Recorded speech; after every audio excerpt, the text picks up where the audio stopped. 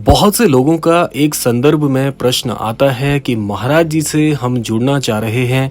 महाराज जी को पूजा पाठ भी हम अर्पित करते हैं, प्रार्थनाएं भी अर्पित करते हैं, लेकिन हमारे जीवन में जो परिवर्तन हम चाहते हैं वो परिवर्तन भला हमें कब देखने को मिलेगा। तो आज का ये क्रमांक पूरी तरह से आधारित है इस बड़े प्रश्न पर। तो इसीलिए क्रमांक के साथ बने रहिएगा, क्योंकि क्रमांक की पूरी जानकारी आपके लिए बहुत ही महत्वपूर्ण होने वाली है। तो आइए प्रारंभ करते हैं और लेते हैं इस संदर्भ के प्रश्न को। देखिए, एक बात मैं आपसे सर्वप्रथम कहना चाहूंगा कि यदि महाराज जी से आपका किसी भी माध्यम से सानिध्य या जुड़ाव हो चुका है और आपके मन में बहुत सारे प्रश्न हैं अपनी स्थिति परिस्थिति को लेकर, जीवन के बदलाव के संदर्भ में, तो समझ जाइएगा कि आपका जीवन निसंदेह परिवर्तित होने वाला है। देखिए, सबसे बड़ी बात यहाँ पर यह आती है कि यदि महाराज जी से आप जुड़ चुके हैं, महाराज जी की कृपाओं का जीवन में अनुभव कर पा रहे हैं, महाराज जी की दिव्यता को भी अनुभव कर रहे हैं, तो यहाँ पर ये प्रश्न आपको बार बार सताएगा। ये बात पूरी तरह से सत्य है कि महाराज जी से जुड़ने के बाद भी कष्ट आएंगे। ऐसा नहीं है कि पूरी तरह से जीवन सामान्य हो जाएगा, लेकिन प्रश्न आपके मन में ये आ रहा होगा कि यदि महाराज जी से जुड़ने के बाद भी हमारे जीवन में कष्ट आ रहे हैं तो फिर ये कैसा चमत्कार है, ये कैसी विडंबना है।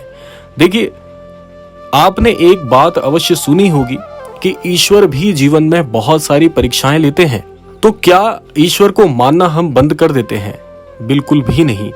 क्या आप ये जानते हैं कि ये परीक्षाएं भी आप ही के लिए महत्वपूर्ण हैं? आइए जानते हैं इस विषय में। देखिए, महाराज जी से जुड़ने के बाद आने वाली परेशानियां जीवन में हमारे लिए ही महत्वपूर्ण है। ऐसा इसलिए है क्योंकि महाराज जी गुरुओं के भी महागुरु हैं, और जब भी हम अपने सदगुरु की शरण में जाते हैं, सर्वप्रथम जब भी हम अपने जीवन में कोई गुरु को अपनाते हैं, जीवन में स्थान देते हैं, तो क्या हमारी कमजोरियों को सबसे पहले गुरु के चरणों में समर्पित करना जरूरी नहीं है? अब तक जो जीवन में हम भूल करते आ रहे थे, हमारे अंदर जो कमियां थी, उन कमियों को गुरु के समक्ष बताना भी तो जरूरी है।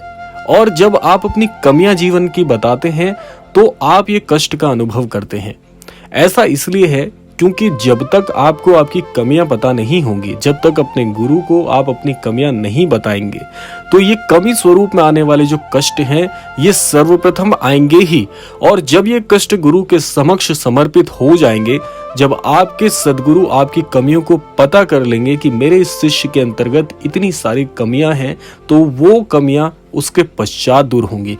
लेकिन तब तक का ये क्रम कष्ट भरा अवश्य रहता है, और ये अच्छी बात है। यहाँ पर घबराने की आवश्यकता नहीं है, क्योंकि ये मान लीजिए कि जीवन में सही मार्ग पर चलने के बाद भी कष्ट का बार बार आना किसी बड़ी ओर ये संकेत आपको प्रदान कर रहा है। अब वो बड़ा मार्ग क्या है, वो बड़ी चीज कौन सी है जो जीवन में अब घटित होगी इसके बाद? देखिए, जब आपकी परेशानियां, आपके कष्ट, आपकी कमियां गुरु को पता चल जाती हैं, तो वो इनका आकलन करके, इन पर विश्लेषण करके उन कमियों को दूर करने के मार्ग आपको बताते हैं। जैसा कि आप सभी जानते हैं कि महाराज जी जब किसी अनन्य भक्त से जुड़ जाते हैं तो फिर उसे भी अपने स्वरूप की वो दिव्यता प्रदान कर देते हैं। ये दिव्यता जब आपके जीवन में प्रवेश करती है तो सर्वप्रथम जिस प्रकार से, मान लीजिए कि आप किसी कलश में जल भरना चाहते हैं, लेकिन उस कलश में पहले से ही बहुत सी मिट्टी भरी हुई है, सर्वप्रथम उस मिट्टी को उस कलश से बाहर निकालना जरूरी है, तभी तो उस पात्र में आप जल भर सकेंगे। ये ठीक उसी प्रकार से है कि जिस प्रकार से हमारे अंतर्गत वो कमियां हैं, जब तक वो कमियां हमारे अंतर मन से दूर नहीं होंगी, तो वो सदगुरु अपनी जो दिव्य शिक्षाएं हैं या दिव्य मार्गदर्शन है वो आपके अंतर्गत कैसे प्रेषित करेंगे। तो इसलिए ये कष्ट आने बहुत बहुत जरूरी है। तो यहाँ पर दुखी होने की बजाय आपको प्रसन्न होना चाहिए कि मेरे जीवन की वो कमियां सारी दूर तो हो रही हैं, और आपको सन्मार्ग की ओर महाराज जी लेकर जाते हैं। और एक बात मैं आपको बता दूं कि ये जो क्षण भंगुर से कष्ट अभी आपको दिख रहे हैं, ये केवल और केवल कुछ समय के लिए आपके जीवन में आए हैं। ये आपके जीवन का मूल पर्याय नहीं है। इसको मूल पर्याय समझने की गलती मत करिए। जो लोग भी ऐसा सोचते हैं वो बड़ी ही मूर्खतापूर्ण तरीके से इन चीजों को अपने जीवन का मुख्य मकसद मानना प्रारंभ कर लेते हैं। कि महाराज जी से जुड़ने के बाद भी कष्ट आ रहे हैं। देखिए, हर चीज का एक समय हमारे सदगुरु ने नियत किया हुआ है, और जिस दिन वो समय हमारे जीवन में प्रवेश करता है, यानी कि जिस दिन भी वो परिवर्तन हमारे जीवन में आते हैं, जब हमें अपनी दृष्टि से हमारा जीवन बदलता हुआ दिखता है, तब हमें अपनी मूर्खता पे बड़ा पछतावा होता है कि बताइए हम जीवन में क्या गलती कर रहे थे। उस दौरान, उस अमुक समय में जो कष्ट मुझे अपने जीवन में आते हुए दिख रहे थे, वो कष्ट तो कुछ थे ही नहीं, बल्कि वो तो मेरा पूरा जीवन बदलने के लिए आने वाली वो बदलावपूर्ण स्थिति थी। अगर वो बदलाव नहीं होते तो मेरा जीवन भी परिवर्तित नहीं होता। आप खुद सोचिए कि ऐसे सुख का क्या फायदा जो सुख अंधकारमयी हो, और ऐसा अंधकारमयी सुख जो आपको आज दिख रहा है वो केवल कुछ क्षणों के लिए है। क्या आप अपने जीवन को आजीवन आनंदमयी स्थिति में नहीं चाहते? और यदि चाहते हैं तो उसके लिए समय को समय अनुसार बदलने दीजिए, और समय का समय अनुसार बदलना जब होता है तो समझ लीजिए कि आपका जीवन बड़ी ही दिव्यतापूर्ण स्थिति से परिवर्तन आपके जीवन में हो रहा है। तो इस परिवर्तन को होते रहने दीजिए, लेकिन इस पर्याय के साथ साथ में आपको अपने सदगुरु से प्राप्त होने वाली सारी शिक्षाओं को जीवन में उतारना है। जैसा कि मैंने आपको प्रारंभ में बताया कि जिस कलश में मिट्टी भरी हुई है, जब तक वो मिट्टी जीवन से बाहर जा रही है, स्वयं को तैयार कीजिए कि उस पात्र में आपको जल भी भरना है। वो शीतल जल आपको ज्ञान से प्राप्त होगा और महाराज जी की शिक्षाओं के अनुसरण से प्राप्त होगा। तो इसलिए उन शिक्षाओं का आकलन करके अपने जीवन में उनको उतारिए, अपने जीवन में उन्हें आने दीजिए, और ये तभी सुगमता से हो पाएगा जब आप महाराज जी को पूर्णतः अपना समर्पित भाव प्रेषित करेंगे। और ये कैसे होगा?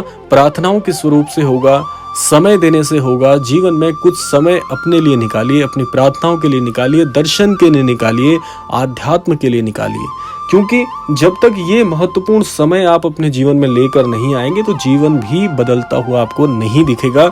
एक समान सी स्थिति जीवन में उन्हीं लोगों की आती है। यहाँ पर इसको और सरल कर देते हैं कि कष्ट के बाद जीवन में बार बार जिन लोगों के जीवन में कष्ट का अनुभव उन्हें होता है, वो इसी वजह से हो पा रहा है क्योंकि आप बदलाव को स्वीकार नहीं करना चाहते। आप उस कष्ट के साथ तो रहना चाहते हैं जिस कष्ट में आप अभी हैं, लेकिन उस नवजीवन समान बदलाव को जीवन में आने से आप डरते हैं। इस डर को खो दीजिए जीवन में, और ये डर आपके जीवन से तभी जाएगा जब आप दोनों हाथ ऊपर करके ईश्वर से प्रार्थना करेंगे, महाराज जी से प्रार्थना करेंगे कि हे सदगुरु स्वरूप महाराज जी, आप मेरे जीवन में परिवर्तन करिए। मैं परिवर्तन चाहता हूँ, और ऐसा सकारात्मक परिवर्तन चाहता हूँ जिसका मार्ग आपके हृदय से, आपकी शिक्षाओं से स्पर्श करते हुए गुजरे। आपका हाथ थामकर मैं जीवन में कामयाब बनना चाहता हूँ। ऐसी प्रार्थना करिए, ऐसे शब्दों का इस्तेमाल करिए जो कि महाराज जी के हृदय को स्पर्श कर ले। स्वयं महाराज जी मजबूर हो जाते हैं अपने भक्त की रक्षा करने के लिए, लेकिन चाहिए क्या कि एक हृदय स्पर्शी प्रार्थना जो कि अपने सदगुरु को पुकारे और अपने सदगुरु से गुहार करे कि हे सदगुरु, हे ईश्वर स्वरूप सदगुरु, मेरे जीवन को परिवर्तित कर दीजिए। तो ये था आज का अद्भुत क्रमांक। आशा करते हैं क्रमांक आप सभी के लिए बहुत ही महत्वपूर्ण होगा। इसी कामना के साथ विदा लेने का समय भी आ गया है। विदा लेने से पूर्व समय है प्रार्थना का। यही प्रार्थना करना चाहूंगा कि श्री महाराज जी सभी को सन्मति और सद्बुद्धि की प्राप्ति कराएं। इस संपूर्ण सृष्टि का, इस संपूर्ण लोक का कल्याण हो। इसी कामना के साथ विदा लेते हैं। मिलते हैं अगले क्रमांक में। तब तक के लिए जय श्री राम, जय गुरुदेव, जय उत्तराखंड।